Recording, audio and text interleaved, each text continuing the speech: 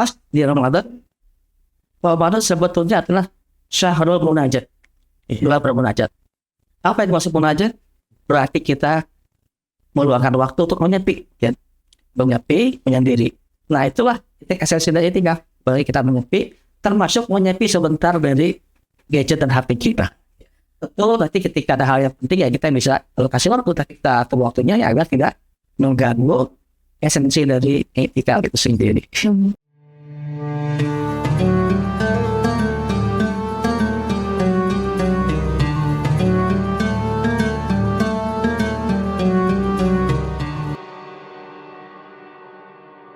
Assalamualaikum warahmatullahi wabarakatuh. Halo Sobat Bicara dimanapun kalian berada, kembali lagi di podcast Bicara.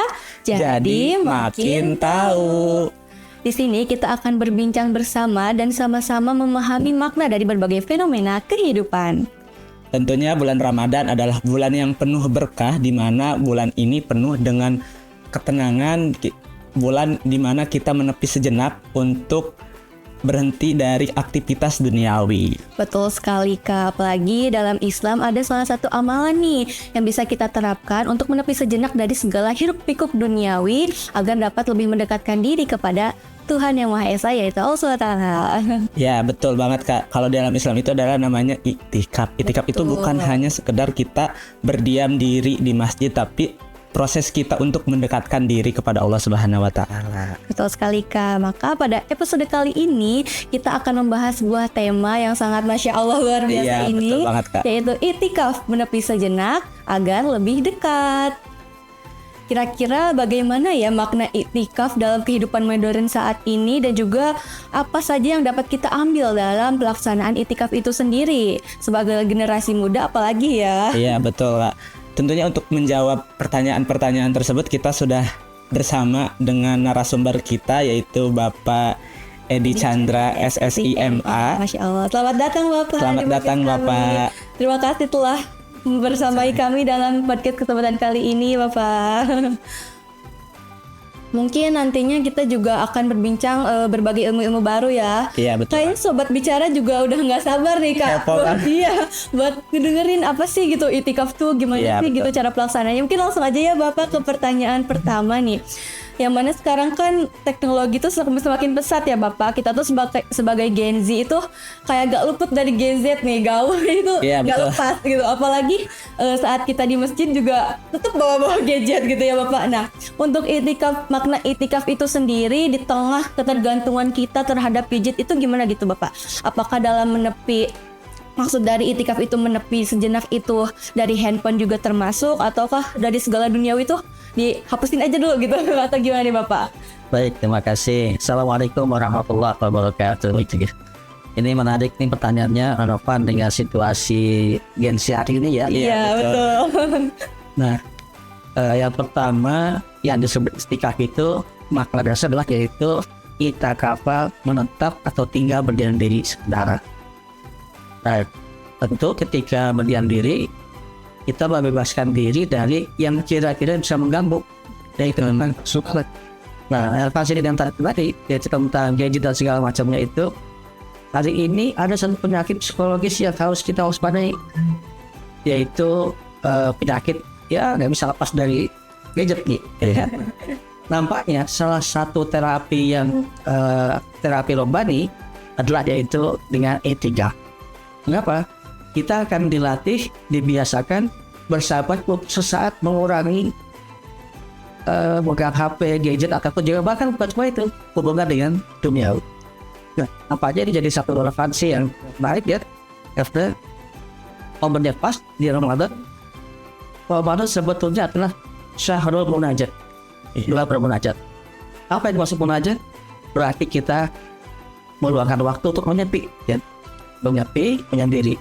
Nah itulah esensi dari itikaf. Bagi kita menyepi, termasuk menyepi sebentar dari gadget dan HP kita.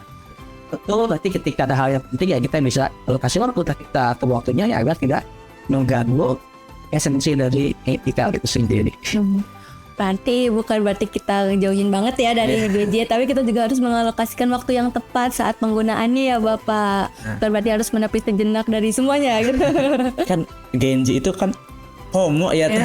Ya juga ya, FOMO ya. Nah, esensi dari itikaf itu menepi ya Pak.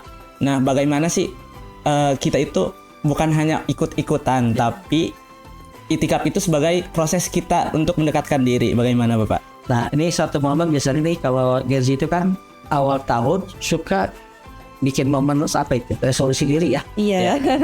Buat seorang muslim, saatnya resolusi diri itu di bulan Ramadan. Nah, kita manfaatkan juga sekaligus untuk membuat resolusi diri. Kira-kira habis Ramadan, setahun ke depan, cita-cita masa depannya itu akan mulai apa nih? Apa yang mau diperbaiki? Tentu banyak perbaikan yang bisa kita rencanakan. Kita buat resolusinya, termasuk juga resolusi dalam konteks agama kita, ya, keimanan, takwaan, ibadah, dan berbagai kebaikan lainnya. Jadi rasanya memang lihat nih sama Gen Z nih, ya. Kalau belum punya resolusi Ramadan, nah saatnya siapkan. Nah, tempat tepatnya adalah di itikaf. Kenapa? Karena ketika itulah kita menyendiri. Kenapa menyendiri itu penting?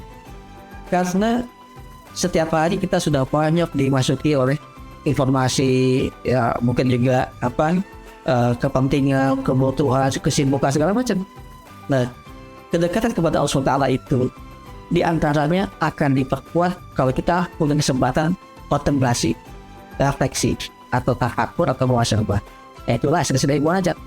Nah, seorang yang bisa bermunajat dengan baik, refleksi, muhasabah, kontemplasi, mesti akan bisa menemukan potensi dirinya dalam berbagai hal, termasuk dalam potensi kebaikan, kekurangannya, yang itu jadi modal buat perbaikan diri di masa yang akan.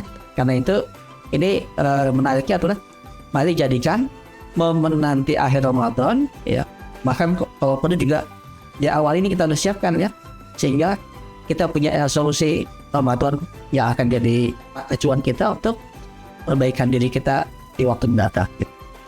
Jadi harus punya resolusi teh. Iya, ini yang belum punya resolusi, ayo segera dibangun resolusi di bulan suci Ramadan ini. Lagi ya Kak. Mungkin untuk pelaksanaan itikaf itu sendiri ya Bapak, dalam Islam itu sendiri apakah ada seperti ketentuan dari itikaf itu seperti syarat sah, rukun dan lainnya gitu, agar nantinya kita bisa menjalankan itikaf itu dengan benar gitu, sesuai dengan tuntunan agama Islam gitu Bapak? Nah ya, yang pertama syaratnya sederhana, satunya. Iya betul. Niat itu sangat penting ya. Jadi karena amalnya sederhana, berdiam diri di masjid. Sebetulnya berdiam diri saja sudah itikaf. Ya. Apalagi kalau kemudian nanti diisi dengan amal-amal yang lainnya. Kayak baca Quran, sholat sunnah, sholat wajib, ya. Ibadah yang lainnya apa gitu. Nah, itu bisa kita lakukan. Termasuk juga kenapa HP boleh juga dibawa sekali kita gunakan. Karena juga bisa kita pakai untuk baca Quran, untuk membaca buku-buku yang baik dan sebagainya. Itu juga bisa kita pakai. Jadi masih bisa kita gunakan waktu itikaf juga. Yang penting adalah niatnya itikaf, ya. Awal itu itikaf, ya. Di hadal masjid lillahi ta'ala. Ikhlas. Nah, rukunnya kita cuma satu, terutama apa itu? Berdiam diri di masjid, ya. Atau menetap. Jadi kalaupun misalnya nih tidurnya sekalipun itu ibadah, tidur saja ibadah. Tapi tentu kan masa kita bisa cuma tidur. Apa yang bukan tidurnya gitu kan? Ya misalnya berbicara yang baik, ya ngobrol tentang hal baik gitu kan, membaca Al-Quran, baca buku, zikir, nambah ibadah yang lainnya, tentu akan melipat gandakan kebaikan itikaf. Jadi kuncinya itu, asal berdiam diri menetap sementara di masjid itu sudah dimasuk itikaf. Dalam masjid Imam Syafi'i ini betulnya berapa lama? Walaupun sebentar, walaupun sesaat, ya, walaupun sesaat. Nah, sesaat saja itu sudah termasuk itikaf. Nah, apalagi kalau kemudian mengikuti anjuran yang utamanya. Apa yang utamanya? Yang utamanya adalah yaitu 10 hari terakhir. Kita ajarkan kembali ya. Insya Allah, berarti cukup sederhana ya dari itikaf itu sendiri ya Kak. Cuman cukup dengan niat kita dan juga nanti kita berdiam diri di masjid. Dan itu pun nggak harus beberapa hari ya, itu nggak apa-apa. Jadi buat teman-teman nih boleh nih dipersiapkan kembali buat itikaf nantinya ya. Iya, itikaf itu kan tadi sudah disampaikan oleh Bapak gitu. bukan tidurnya aja itu udah Betul, udah termasuk ibadah, apalagi dengan diisi kegiatan positif. Positif. Itu bakal berlipat ganda itu pahalanya. Banget, apalagi kalau kita pakai gadget juga ya, kita gunakan gadgetnya juga dengan hal positif, itu bisa jadi ibadah juga nantinya ya Bapak, meskipun banyak negatifnya, tapi kalau kita membawa arus positifnya tentunya nanti bakal beribadah juga ke kitanya. Oke Pak, sebagai mahasiswa kita kan banyak banget tugas, deadline, iya betul. Terus juga Genji, apa-apa yang overthinking. Gimana ini ya gitu. Gimana? Nah, Kuliah belum libur juga ya. iya. Dan Gimana itikaf itu sebagai healing spiritual gitu. Jadi healing spiritual. healing ya, Iya, Pak. betul. nah, nanti coba rasakan kalau selama ini belum pernah mencoba itikaf, itu akan kita rasakan nanti dengan cara sederhana. Di akhir Ramadan, luangkan waktu walaupun sesaat ya. Kalau bisa lebih jauh lagi 1 jam, lebih jauh lagi beberapa jam gitu kan, dan niatkan itikaf itu, tapi menyendiri, dimana kita beramal dengan diri kita sendiri, nggak kelihatan orang lain, nggak di banyak orang gitu ya, nggak zikir sendiri ya, munajat sendiri, taubat sendiri dan sebagainya. Nah, uang sendiri itu penting buat kita. Nah, kalau zat spiritual itu, healing spiritualnya akan terasa kalau ada momen menyendiri. Jadi oke dong, bareng-bareng sama yang lain juga oke. Iya. Tapi luangkan waktu bareng sesaat, menyendiri beberapa lama. Itulah akan mendatangkan kelezatan healing spiritual itu. Insya Allah. Mungkin tadi tentang ruang healing spiritual ya. Iya. Bagaimana dengan kesehatan mental ini Bapak? Apalagi kan sekarang lagi banyak sekali fenomena atau berita-berita yang kurang baik ya Bapak terhadap kesehatan mental itu sendiri. Seperti overthinking itu berakhir dengan kejadian yang tidak kita inginkan gitu. Nah, apakah itikaf ini bisa menjadi salah satu jalan kita untuk memperbaiki kesehatan mental kita atau bagaimana Bapak? Memang nih kalau kita bayangkan, kira-kira itikaf itu seperti momen kalibrasi. Jadi ibarat mesin nih, tubuh kita ini mesin, jiwa kita juga mesin. Banyak sekali selama ini kan, Iya, gitu. betul. Itu semua akan ada proses filter, ya. Iya. Dia tersaring itu. Selama ini banyak banget yang masuk gitu kan. Nah sekarang yang masuk hanya yang baik saya dulu. Nah itu kalau kalibrasi. Sehingga nanti pasca Ramadan selesai itikaf, ini sudah jadi seimbang lagi, balancing lagi. Dan itulah yang masuk barangkali memang untuk healing spiritual. Oh, berarti itikaf itu sangat banyak ya manfaatnya bagi healing spiritual, bisa, dan juga untuk kesehatan mental kita nantinya ke depannya teman-teman. Jadi kita boleh untuk menepi sejenak terlebih dahulu dari segala hiruk-pikuk duniawi dengan itikaf ya Pak. Iya, betul.